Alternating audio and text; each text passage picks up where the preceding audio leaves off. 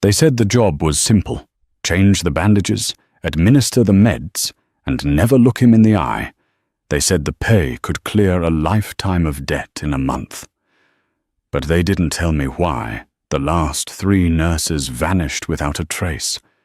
They didn't tell me that my patient wasn't just a man. He was Nikolai Volkov, the ghost of the Seattle underworld. A man who viewed mercy as a weakness and affection as a death sentence. I walked into the lion's den to save my father. But to survive the night, I had to do the one thing explicitly forbidden in my contract. I had to break the rules. The rain in Seattle didn't wash things clean. It just made the grime slicker. Clara Mitchell stood under the awning of a crumbling bodega in Pioneer Square, staring at the screen of her cracked iPhone. The bank notification was bright red: insufficient funds. Behind that notification was a text message from a number listed only as unknown. You have 48 hours, Clara, or we take the old man's other leg. Her father, Jerry, was currently sitting in a wheelchair in their studio apartment, nursing a broken tibia from the last time he'd missed a payment to the local loan sharks. He wasn't a bad man, just a man with an addiction to the flashing lights of the slots that was bigger than his love for self-preservation. Clara tightened her grip on her umbrella. She was 26, a registered nurse with trauma certification from Harborview Medical Center, and she was drowning. Harborview was a prestigious place to work, but the pay didn't cover the vigorous interest rates the sharks were charging. She needed a miracle, or a crime. Her phone buzzed. It wasn't the sharks. It was a private number. Miss Mitchell? The voice was deep, smooth, and utterly devoid of warmth. Speaking? This is Silas Vane. You applied for the private care position listed on the dark web forum. You have an interview in 1 hour. A car is waiting at the corner of 2nd and Yesler. Do not be late. Tenon. That night went dead. Clara's stomach twisted. She hadn't applied on a dark web forum. She had whispered her desperation to a shady orderly at the hospital who claimed to know people who paid cash for discreet medical work.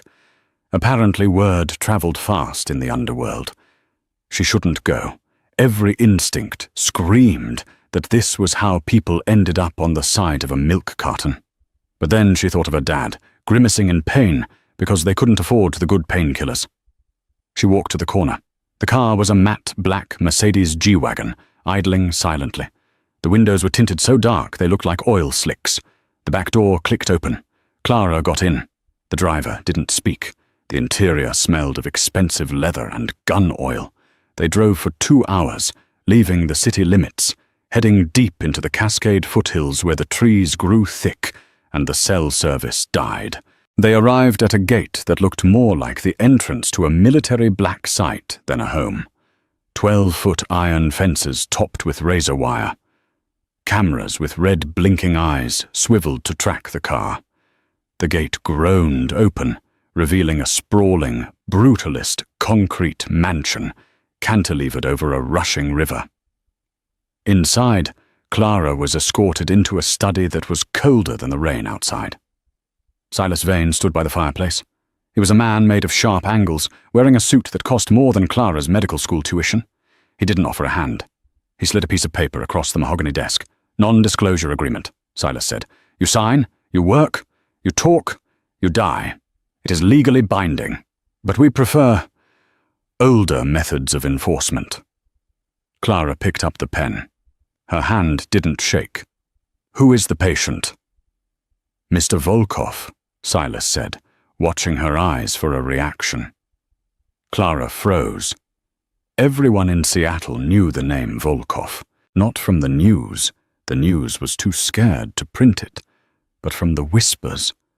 Nikolai Volkov, the head of the Volkov Bratva. They said he controlled the ports. They said he had fed a rival to the pigs in Snohomish. He was shot 3 weeks ago, Silas continued, indifferent to her fear. The bullet was removed, but the wound is complicated. Infection risk is high. His temperament is poor. The last nurse left after 2 days. Left? Clara asked. She was escorted out, in tears. She failed to follow the rules. What are the rules? Silas held up 3 fingers. 1. You administer medication and change dressings at 0800 and 2000 hours. No exceptions. 2. You do not speak to him unless it is a medical necessity. He is not your friend. He is not your patient. He is your employer. 3. Under no circumstances do you touch him without his explicit verbal permission, unless he is unconscious. Clara looked at the contract. The salary figure was staggering. $20,000 a week. Cash, 2 weeks.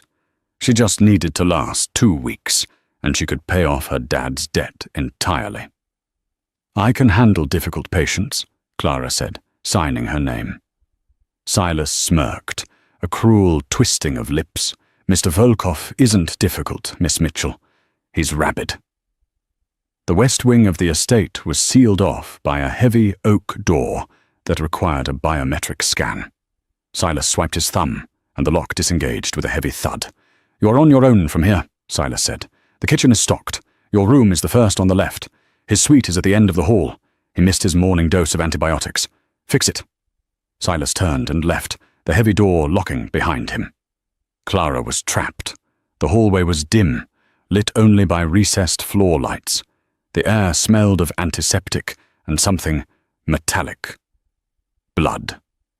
It was quiet, the kind of silence that felt heavy, like the air before a thunderstorm.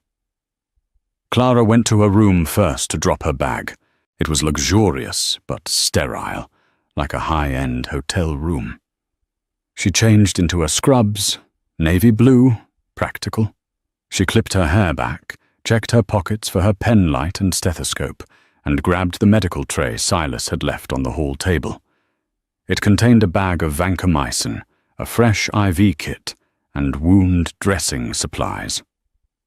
She walked to the end of the hall. The double doors to the master suite were ajar. Mr. Volkov, she called out softly. I'm Clara. I'm your new nurse. No answer. Just the sound of rain hammering against the floor-to-ceiling windows. She pushed the door open. The room was a wreck. A chair was overturned. A vase of flowers lay shattered on the floor, the water soaking into an expensive Persian rug. In the center of the room was a massive king-sized bed, the sheets tangled. But the bed was empty. Clara scanned the room. Mr. Volkov. Movement in the corner. Shadow separating from shadow.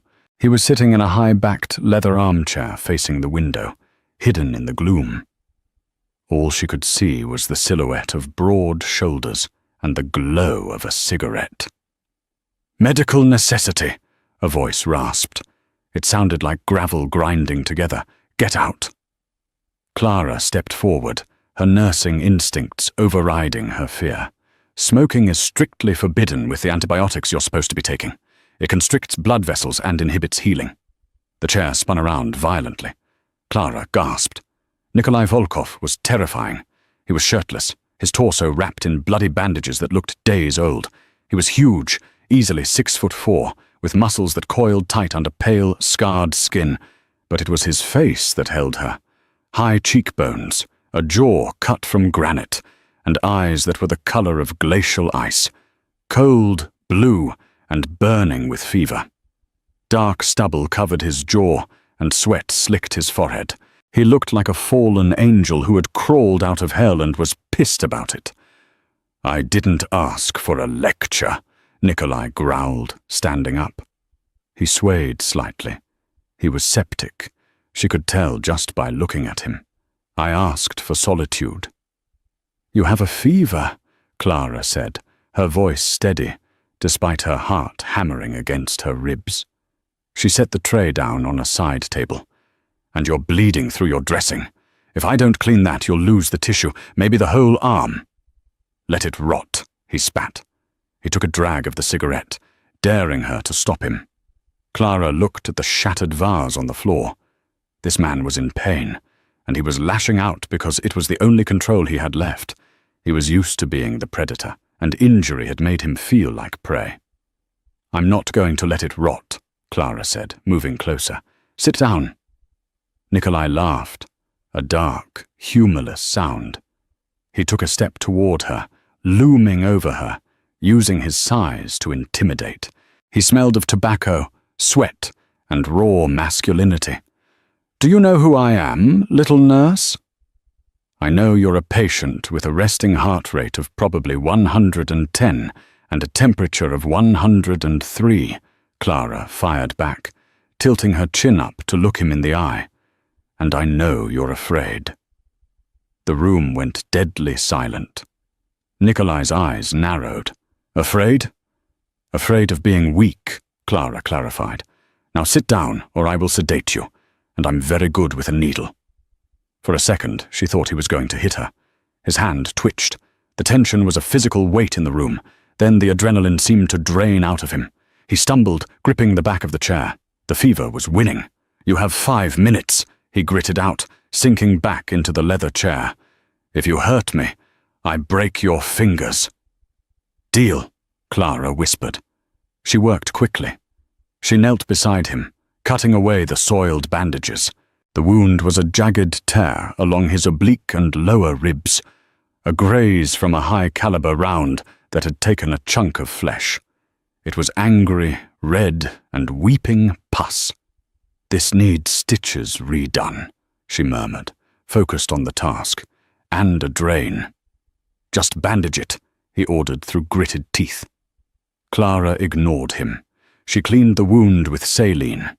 He flinched, his muscles turning to rock under her hands. "Breathe," she instructed softly. Without thinking, she placed her free hand on his knee to steady him. Rule number 3, do not touch him. Nikolai's hand shot out, grabbing her wrist in a vice grip. His skin was burning hot. "I said," he whispered, his face inches from hers, "bandage it." Clara didn't pull away. She looked at his hand on her wrist, then up into his eyes. "I can't do my job if you're fighting me, Nikolai." Using his first name was a gamble. It was an intimacy he hadn't granted. His eyes widened slightly, surprised by her audacity. He stared at her, really looking at her for the first time. He saw the dark circles under her eyes, the fraying collar of her scrubs, the stubborn set of her jaw. She wasn't like the others. She wasn't shaking. Slowly he released her wrist. "Do it properly," he muttered, looking away out the window. "But if you linger, you're fired." Clara exhaled a breath she didn't know she was holding. She prepped the needle. She stitched him up, her movements precise and gentle. She set up the IV line for the antibiotics. When she was done, she checked his temperature, 102.8. "I need to check on you in 4 hours, she said, gathering the bloody waste. "Don't come back until morning," he rasped, closing his eyes. "I'll come back when the protocol dictates," Clara said firmly. She walked to the door. "Nurse," he called out just as she reached the threshold. She turned. "Leave the whiskey." He pointed to a decanter on the shelf. "It interferes with the meds," she said. "Leave it." Clara hesitated. Then she walked over, grabbed the crystal decanter of whiskey, and walked out the door with it. "Hey!" he roared, trying to rise. "Hydrate with water, Mr. Volkov," she shouted back, slamming the heavy oak door and locking it from the outside. She leaned against the corridor wall, her legs finally giving way to the trembling. She slid down to the floor, hugging the bottle of expensive whiskey to her chest. She had survived the first hour, and she had just stolen liquor from a mafia don. Inside the room, Nikolai Volkov stared at the closed door. The pain in his side was a dull throb now, better than the sharp agony of before. He looked at his bandaged side. It was neat. Professional. He chuckled, a dry, rusty sound. "She stole my scotch," he whispered to the empty room. For the first time in 3 weeks, he didn't feel the urge to put a bullet in someone. He felt something else. Curiosity. But curiosity was dangerous. For her, because Nikolai knew something Clara didn't. The bullet that hit him wasn't from an enemy. It was from a traitor inside this very house. And by walking through that door, Clara Mitchell had just placed herself directly in the crosshairs. The next morning, the sky was the color of a bruised plum. The storm hadn't broken. It had just settled into a sullen, heavy drizzle. Clara hadn't slept. She had spent the night in the guest room, staring at the ceiling, listening to the hum of the high-tech security system and the pounding of her own heart. At 0600, her phone had buzzed. Mick, 36 hours. Hope your dad likes walking, because he won't be doing much of it after tomorrow. She had deleted the message, washed her face with cold water, and put her armor back on. The navy scrubs, the tight ponytail, the professional mask. At 0755, she stood outside the oak doors. "Enter!" Nikolai's voice came through the intercom. It was stronger than yesterday, but still edged with pain. Clara swiped her keycard. The room was cleaner than she had left it. Someone, likely the silent staff that moved through the house like ghosts, had cleaned the rug and removed the shattered vase. Nikolai was in the bed, propped up against a mountain of pillows. He was wearing a black t-shirt that clung to his chest, his bandaged arm resting on a pillow. He was working. A laptop was open on his knees, and he was typing with his good hand, his eyes scanning a stream of data that looked like shipping manifests. "You're late," he said without looking up. "It's 0800 exactly," Clara counted, setting the tray down. "Breakfast, oatmeal, fruit, black coffee, and your meds." Nikolai closed the laptop. He looked at the oatmeal with profound disdain. "I don't eat slop." "You need soft foods. Your body is fighting an infection. Digestion takes energy you don't have." Clara picked up the bowl. "Eat." "No." "Mr. Volkov." "Nikolai," he corrected, his eyes finally locking onto hers. They were clearer today, the fever having broken slightly, which only made his gaze more piercing. "If you are going to nag me like a wife, use my name." Clara felt a flush rise up her neck, but she ignored it. "Nikolai, eat the damn oatmeal." He smirked. It changed his face completely, transforming him from a monster into something dangerously charming. "You are very brave for someone so small. Silas tells me you have debts." Clara froze. The spoon hovered halfway to the bowl. "Silas ran a background check," Nikolai said casually, reopening his laptop. "Clara Mitchell, graduated top of her class, fired from St. Mary's for insubordination. You argued with a senior surgeon who made a mistake. Father, Jeremiah Mitchell, gambler, debtor, currently owing 50 grand to the O'Malley Syndicate." Clara set the bowl down slowly. Her hands were shaking. "Is that why you hired me? Because you knew I couldn't say no?" "I hired you because you were the only one desperate enough to come here who wasn't an assassin," Nikolai said. "But know this, Clara. The O'Malleys are bottom feeders. If you do your job, I will handle them." "I don't need you to handle my problems," Clara snapped, her pride stinging. "I need to do my job so I can get paid and handle them myself." "Stubborn," Nikolai murmured. He reached for the coffee, ignoring the food. "I like stubborn. It means you won't break when things get loud." "Loud? My enemies know I'm hurt. They are circling. That gate outside isn't just for show. So focus on your nursing. If bullets start flying, stay low." Clara stared at him. This was madness. She was arguing about oatmeal with a man who discussed impending gang warfare as if it were the weather forecast. "If you want to survive a gunfight," Clara said, pushing the bowl back toward him, "you need your strength. Eat." Nikolai stared at her for a long 5 seconds. The air crackled. It was a contest of wills, pure and simple. He was testing her boundaries, seeing if she would cower. She didn't. Finally, Nikolai let out a huff of annoyance, grabbed the spoon, and took a bite. "It tastes like wet cardboard. It's full of fiber. Good for you." He ate half the bowl, watching her the entire time. When he was done, he held out his arm for the fresh IV. "You have a light touch," he commented as she slid the needle in. "I had a lot of practice on geriatric veins. They roll." "My veins don't roll," he said, his voice dropping an octave. "They fight."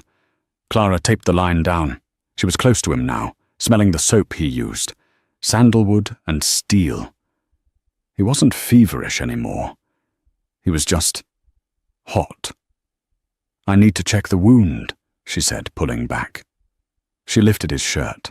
The redness had gone down, but the bruising was spectacular, a canvas of purple and black spreading across his ribs.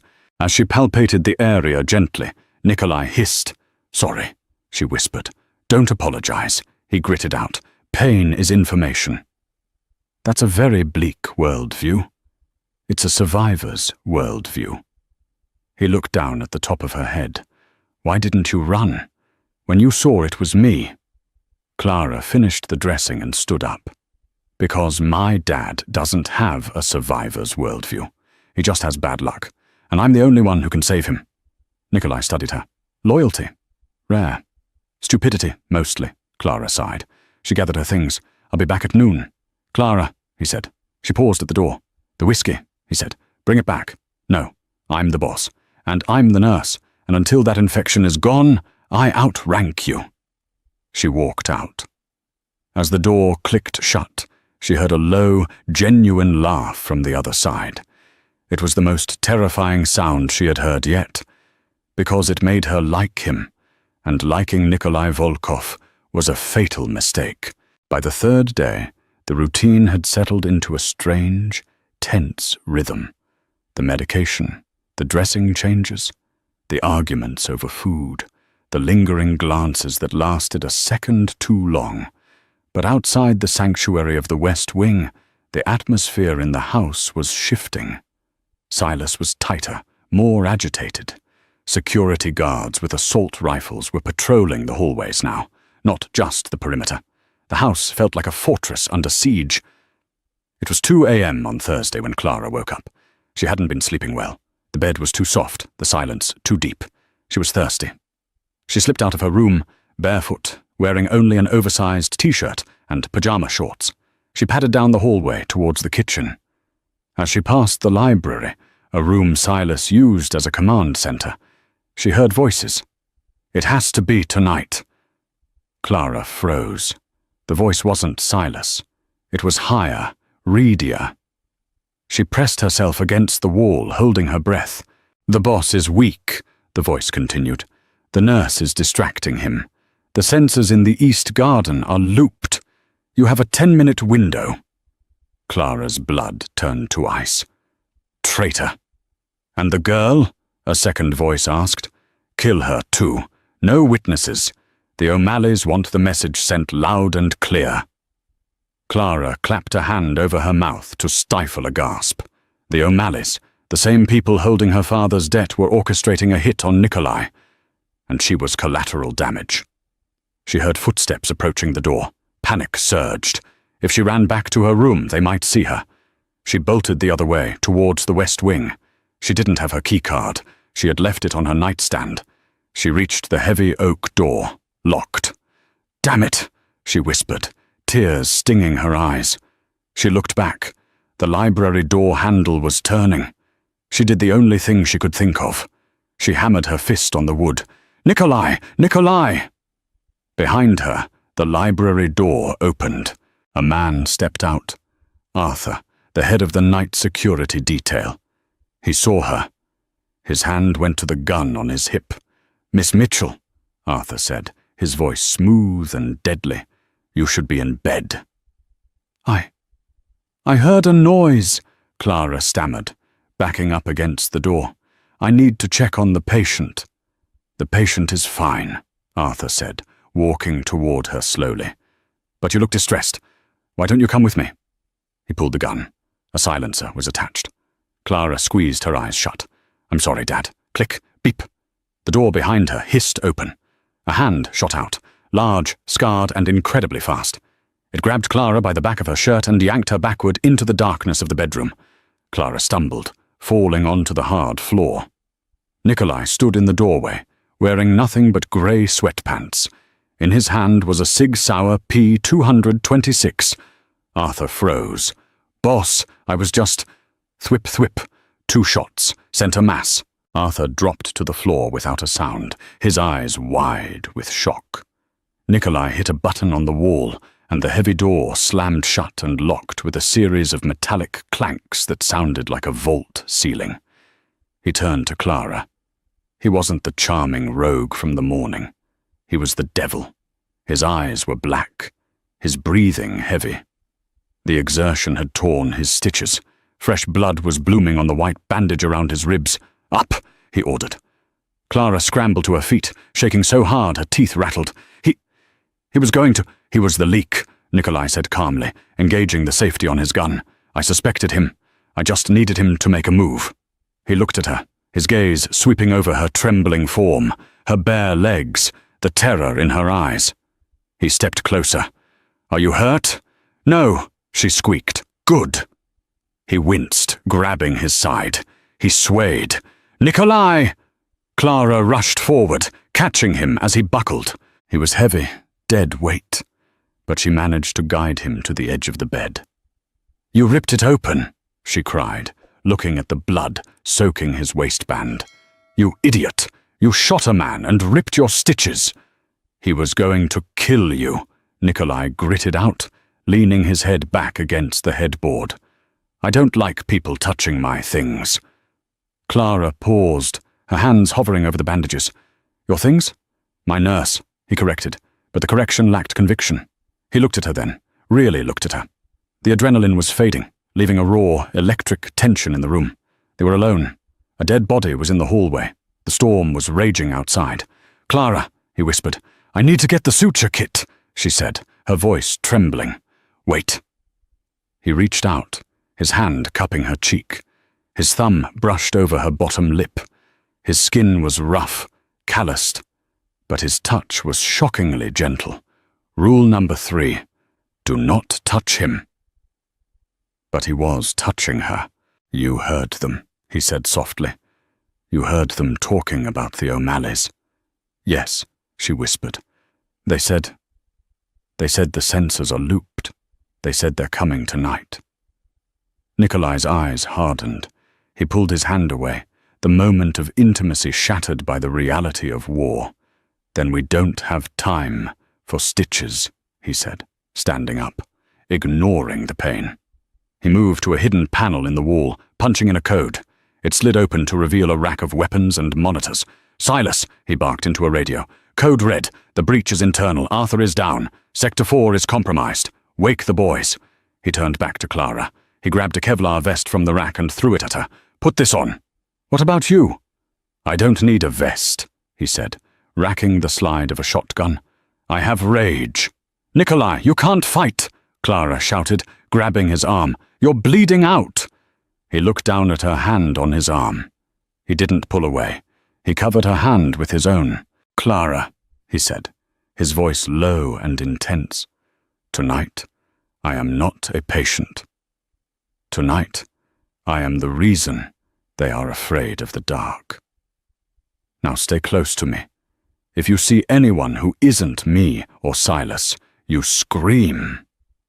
The lights in the house suddenly cut out. The room plunged into total darkness. "They're here," Nikolai whispered.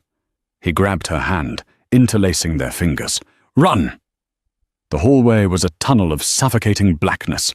The only light came from the occasional flash of lightning, tearing through the sky outside the floor-to-ceiling windows, illuminating the rain that lashed against the glass like shrapnel. Nikolai moved with a silence that shouldn't have been possible for a man of his size, let alone one bleeding through his side.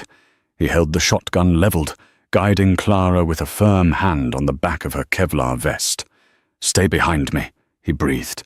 "If I drop, you take the gun."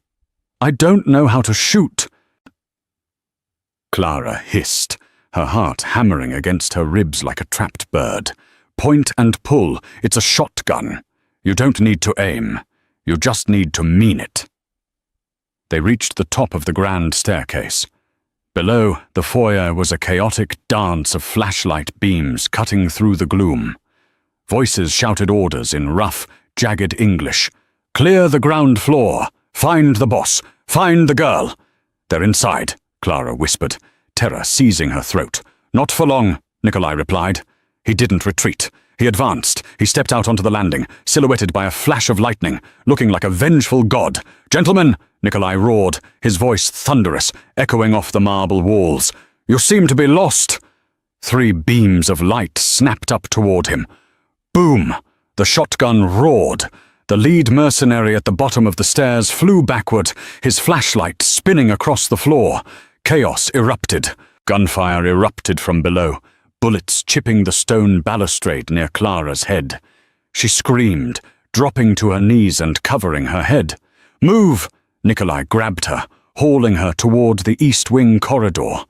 He fired again, blind, keeping heads down while he dragged her into the shadows. He was slower now. She could hear the wet hitch in his breathing. The physical toll was catching up. "Kitchen!" he gritted out. "Service elevator, to the garage!" They ran. Clara could hear boots pounding on the stairs behind them. They were being hunted. They burst into the industrial kitchen. Stainless steel counters gleamed in the moonlight. Nikolai slammed the door and shoved a heavy prep table in front of it. "It won't hold them," Clara said, scanning the room for a weapon. She grabbed a heavy cast-iron skillet. It felt ridiculous, but it was all she had. "It doesn't have to," Nikolai gasped. He leaned heavily against the refrigerator, sliding down until he was sitting on the floor. The blood on his side was no longer a stain. It was a steady flow. "Nikolai!" Clara dropped the skillet and fell to her knees beside him. She pressed her hands over the wound, applying pressure. "You're losing too much blood. We need to stop moving. If we stop, we die," he murmured, his eyes fluttering shut. "The code for the elevator. 1984. Nikolai, stay with me." The kitchen door shuddered as someone rammed it from the other side. Then a gunshot blew the lock out. The door swung open. 2 men entered. Tactical gear, night vision goggles. They saw Nikolai on the floor. "Target acquired," the first one said, raising his rifle. Clara didn't think. She didn't calculate. She reacted. She grabbed the cast-iron skillet she had dropped, screamed a sound of pure, primal rage, and launched herself at the man. It was insane. It was suicidal. But the mercenary was expecting a cowering civilian, not a banshee with cookware. He hesitated for a fraction of a second. Clang. Clara swung the skillet with every ounce of desperation in her body, connecting with the side of his helmet. It didn't knock him out, but it staggered him. He stumbled back, his rifle firing wild into the ceiling. The second man turned his weapon toward Clara. Bang! Bang! 2 clean shots rang out from the floor. The second man dropped, a hole in his forehead. Nikolai was still sitting against the fridge, the smoking pistol in his hand, steady as a rock, despite his grey complexion. He shifted his aim to the first man, who was shaking his head, trying to recover from Clara's blow. Bang! 3 bodies in the kitchen. Silence returned, heavy and ringing. Clara stood there, chest heaving, gripping the skillet so hard her knuckles were white. She looked at the dead men. She looked at Nikolai. "You!" Nikolai wheezed, a bloody grin tugging at the corner of his mouth. "Are a lunatic." "I'm a nurse," she sobbed, the adrenaline crashing. "I'm supposed to save lives." "You just saved mine," he said. Suddenly the lights flickered and buzzed back on. The kitchen was flooded with harsh fluorescent light. The service elevator dinged. Clara spun around, raising the skillet again. The doors opened, revealing Silas and 4 men who looked like they were carved from granite. They were heavily armed. "Boss!" Silas rushed forward, his face pale. "We cleared the perimeter. The rest of them scattered when the lights came back on." Silas looked at the carnage in the kitchen. He looked at the dead mercenary with the dented helmet, then at Clara, holding the frying pan. "Did you—" Silas started. "Don't ask," Nikolai groaned, trying to stand and failing. His gun clattered to the floor. His eyes rolled back in his head. "Nikolai!" Clara dropped the pan and caught him before he hit the tiles. "Get him to the infirmary. Now! He's in hypovolemic shock." The infirmary in the basement was better equipped than most rural hospitals. It had a sterile field, a ventilator, and a fully stocked pharmacy. For the next hour, Clara wasn't a hostage, and she wasn't a debtor's daughter. She was the charge nurse. "Silas, cut his shirt. You get me 2 units of O-negative from the fridge. Move!"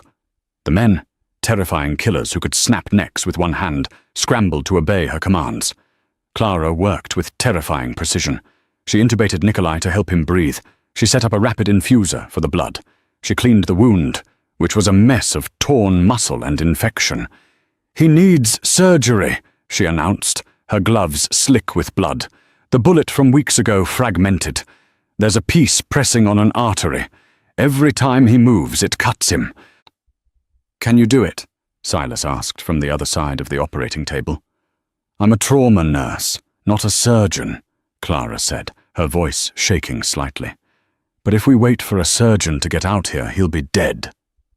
"Then do it," Silas said. "We trust you." Clara took a deep breath. She picked up the scalpel. For 40 minutes, the only sound in the room was the rhythmic beeping of the cardiac monitor and the snip of scissors. Clara dug into the flesh of the most dangerous man in Seattle. She found the fragment, a jagged shard of lead the size of a fingernail, and pulled it out. "Got it," she exhaled, dropping it into a metal tray with a clink. She stitched the artery. She closed the muscle. She stapled the skin. "BP is stabilizing," she noted, watching the monitor. "He's going to make it." She peeled off her gloves and slumped against the counter, her legs finally giving out. Silas caught her by the elbow, steadying her. "You did good," Silas said. It was the first time he had spoken to her with genuine respect. "Is he going to be okay?" she asked, looking at Nikolai's pale, unconscious form. "He's a Volkov. He's too stubborn to die," Silas said. He pulled a chair over. "Sit. Drink water." Clara sat, sipping the water, watching the rise and fall of Nikolai's chest. The adrenaline was gone, leaving only a hollow ache. "Silas," she said quietly. "Who were they?" Silas leaned against the counter, crossing his arms. His face was grim. "Mercenaries hired by the O'Malley Syndicate, but they had inside help. Arthur let them in." "Why now?" Clara asked. "Why tonight?" Silas hesitated. He reached into his pocket and pulled out a cell phone. It had a cracked screen. "This was Arthur's phone," Silas said. "We unlocked it." He tapped the screen and handed it to Clara. There was a text chain. "Unknown. The girl is inside. Arthur. Confirmed. She's the nurse. Unknown. Good. Her father squealed, told us exactly where she went. Use her to get close to Volkov, then kill them both. The debt is cancelled if she opens the door." Clara stared at the screen. The words blurred. Her father squealed. "No," she whispered. "No, that's not possible. My dad, he wouldn't." "Gamblers get desperate, Clara," Silas said gently, taking the phone back. "The O'Malleys probably threatened to kill him if he didn't tell them where you were. He traded your location for his life." Clara felt like she had been punched in the gut. She had walked into the lion's den to save her father. She had fought off killers, stitched up a mob boss, and almost died. All to pay off a debt for a man who had sold her out. She stood up, nausea rolling over her. "I need air." "Clara, you can't go outside. I just need to be away from here," she cried, tears finally spilling over. She ran out of the infirmary, up the stairs, and into the main living room. The storm had passed. The moon was out, shining through the bullet holes in the windows. She curled up on one of the pristine white sofas and wept.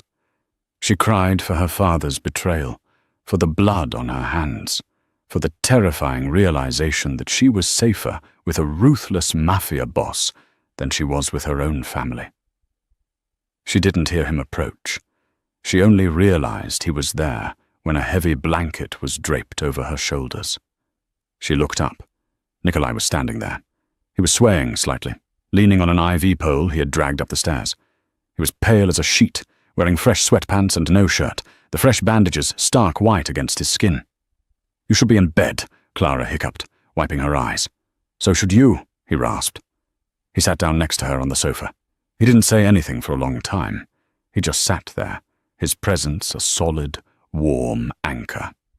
"Silas told me," Nikolai said eventually. "I'm sorry," Clara whispered. "It's my fault. They came because of me." "They came because they want my territory," Nikolai corrected firmly. "Your father was just a tool they used. Do not take credit for the malice of evil men." He sold me out, Nikolai. My own dad. Nikolai turned his head to look at her. His blue eyes were dark, unfathomable. Family is a bloodline, Clara. Loyalty is a choice. Your father made his choice. He reached out, taking her hand. His grip was weak, but possessive. You saved my life twice tonight, he said. According to the laws of my people, I now owe you a life debt. I don't want a debt, Clara said. I just want to go home, but I don't have a home anymore. No, Nikolai said. You don't. He squeezed her hand. The O'Malleys know who you are now. If you leave this house, you're dead. If you go back to your father, you're dead. Clara looked at him, fear returning. So I'm a prisoner? No, Nikolai said. He lifted her hand, bringing it to his lips. He kissed her knuckles, his eyes never leaving hers. You are under my protection, and tomorrow we are going to pay a visit to Mr. O'Malley. And your father. You can't walk, Clara argued weakly, though her heart was racing at the sensation of his lips on her skin. I don't need to walk, Nikolai said, a cold, ruthless smile spreading across his face. I have an army, and I have a very angry nurse. 48 hours later, the painkillers were wearing off, and Nikolai Volkov was in a foul mood. He stood before the full-length mirror in his dressing room. The custom-tailored Italian suit hid the bulk of the bandages around his ribs, but it couldn't hide the stiffness in his movement or the dangerous pallor of his skin. Clara stood behind him, her arms crossed, wearing a black dress Silas had procured for her. It was simple, elegant, and far removed from the scrubs she had arrived in. You're popping stitches, she said flatly. I can see you wincing in the reflection. Pain is entirely psychological, Nikolai lied, adjusting his cuffs. He turned to face her. The intensity of his gaze hadn't diminished, but the icy distance was gone. It had been replaced by a possessive heat that made Clara's breath catch. Are you ready? To watch you commit murder? Not particularly. To watch justice being served, he corrected. He walked over to her, invading her space, until she had to tilt her head back to look at him. He reached into his jacket pocket and pulled out a small, velvet box. He opened it. Inside was a platinum ring with a solitaire diamond so large it looked heavy. Clara stared at it. What is that? A lie, Nikolai said. He pulled it from the box and took her left hand. O'Malley respects only two things, violence and ownership. If you walk in there as my nurse, he sees a weakness. If you walk in there as my fiancé, he sees an alliance. He slid the ring onto her finger. It fit perfectly. It felt cold and heavy, a shackle and a shield all at once. It's just for show, she whispered, her heart pounding against her ribs. Nikolai didn't answer. He just ran his thumb over the diamond, then offered her his arm. Shall we, my dear? The motorcade consisted of 4 black SUVs. They didn't head toward the glittering city center. They headed down to the industrial docks, where the air smelled of diesel fumes, rotting wood, and secrets. They pulled up to a corrugated metal warehouse surrounded by rusted shipping containers. Silas and 6 of his men got out first, securing the perimeter with assault rifles held loosely at their sides. Silas opened the door for Nikolai and Clara. They're inside, Silas confirmed. O'Malley brought 4 guys. Your father is unarmed. Nikolai nodded. He took Clara's hand, her ring hand, and led her toward the warehouse entrance.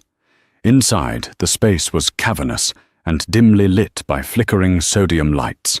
In the center of the concrete floor stood Declan O'Malley, a squat man in a cheap suit with a face like crumpled dough. Behind him, cowering near a stack of wooden pallets, sat Jerry Mitchell on a folding chair.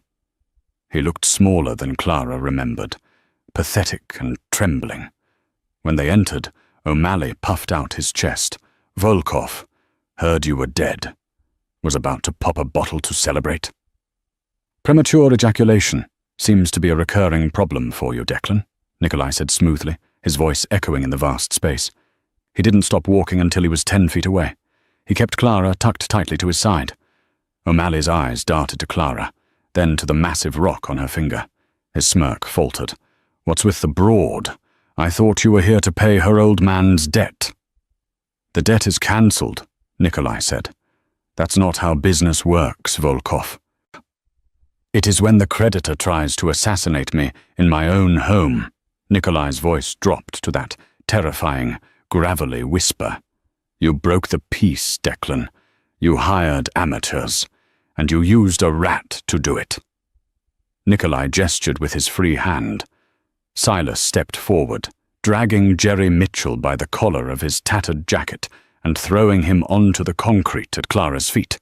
Jerry looked up, his eyes watery with booze and fear. "Clara, baby girl, you got to help me. Tell him I love you."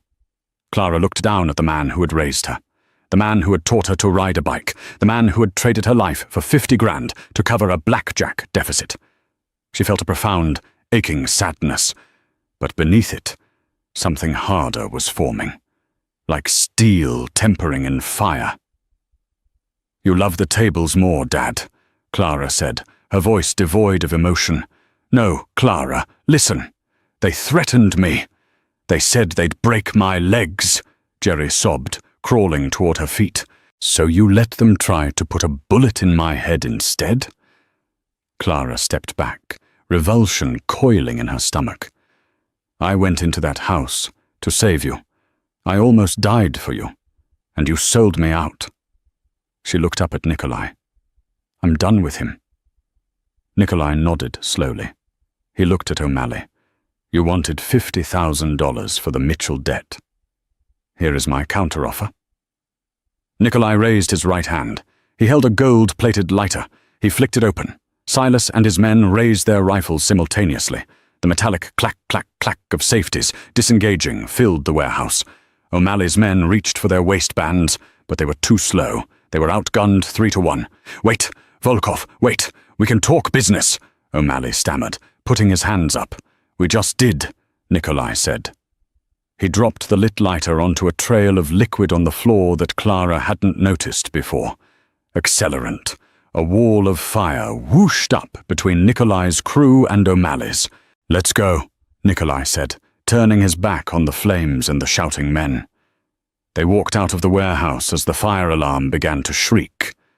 Silas and the men stayed behind to ensure the negotiation concluded permanently. Outside, the sea air felt cleaner, even mixed with the smoke. Nikolai leaned heavily against the SUV, his face grey with pain. The adrenaline was gone. "You okay?" Clara asked, instinctively reaching for his wrist to check his pulse. He caught her hand. "I'm fine. The debt is gone, Clara. You are free." Clara looked back at the burning warehouse, then down at the ring on her finger.